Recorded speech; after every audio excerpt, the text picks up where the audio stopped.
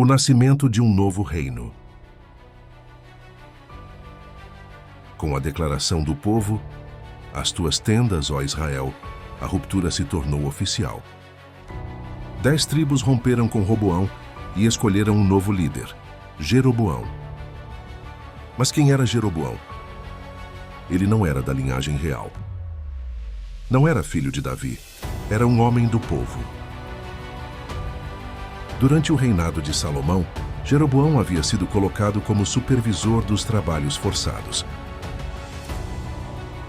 Era competente, organizado e respeitado. Mas um dia, um profeta chamado Aías encontrou Jeroboão no caminho. O profeta rasgou sua capa em 12 pedaços e entregou 10 a Jeroboão. Era um sinal. Deus estava dizendo: 10 tribos serão dadas a você. Mas havia uma condição.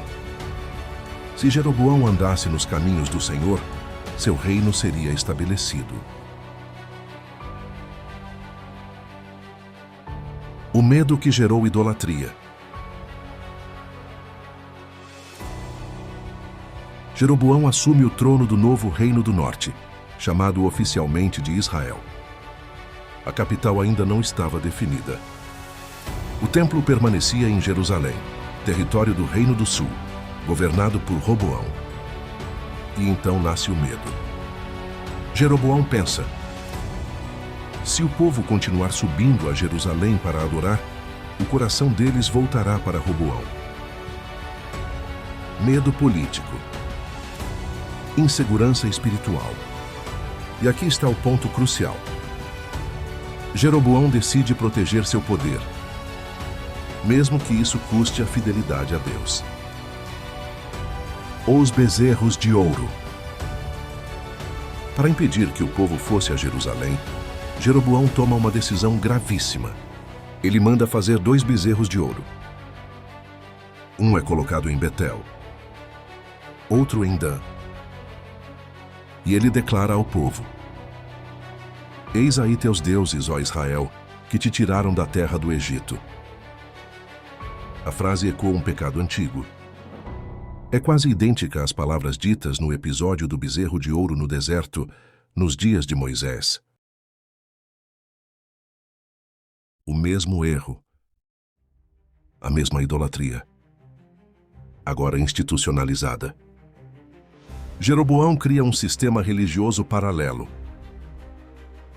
Altares alternativos, sacerdotes que não eram levitas, festas religiosas próprias. Não era ausência de religião. Era uma religião adaptada ao poder. A consequência imediata. A Bíblia afirma: isto se tornou pecado. O Reino do Norte nasce já comprometido espiritualmente.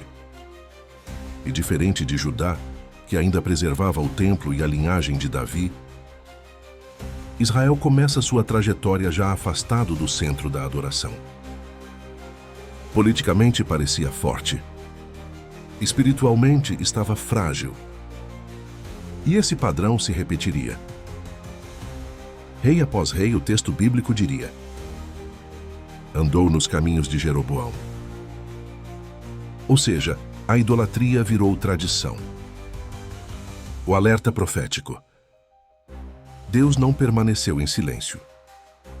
Um profeta anônimo é enviado a Betel enquanto Jeroboão oferecia sacrifício. Diante do altar recém-construído, o profeta anuncia juízo. Jeroboão estende a mão para ordenar sua prisão. Mas sua mão seca instantaneamente.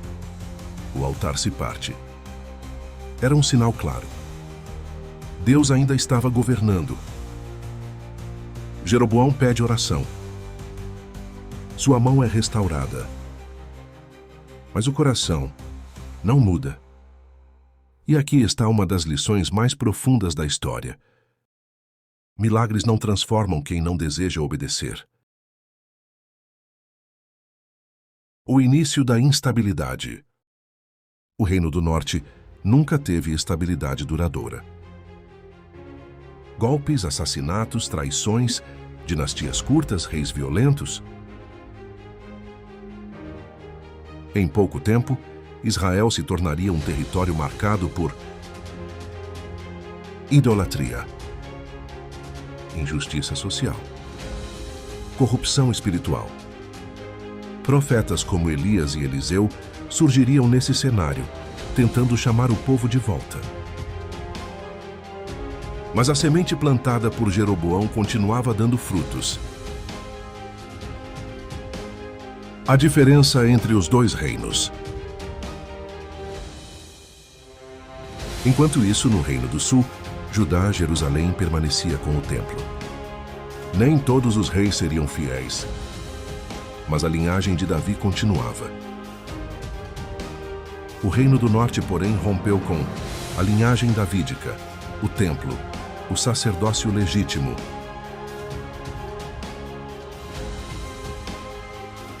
E quando uma nação rompe com suas bases espirituais, ela pode continuar existindo politicamente, mas começa a morrer por dentro. A queda anunciada.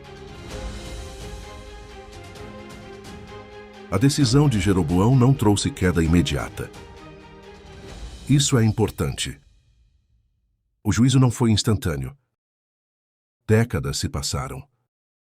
Mas cerca de 200 anos depois, o Reino do Norte seria conquistado pela Assíria. As 10 tribos seriam espalhadas. Desapareceriam da história como nação unificada. Tudo começou com uma decisão tomada por medo.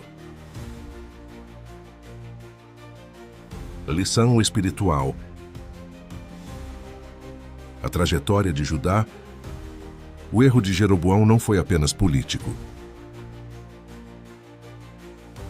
Foi espiritual. Ele temeu perder o povo e perdeu a presença de Deus.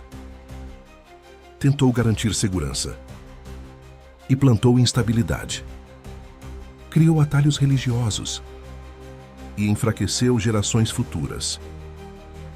Essa história nos ensina que, quando a fé é moldada para proteger poder, ela deixa de ser fé e se torna estratégia humana. E estratégias humanas não sustentam reinos eternamente.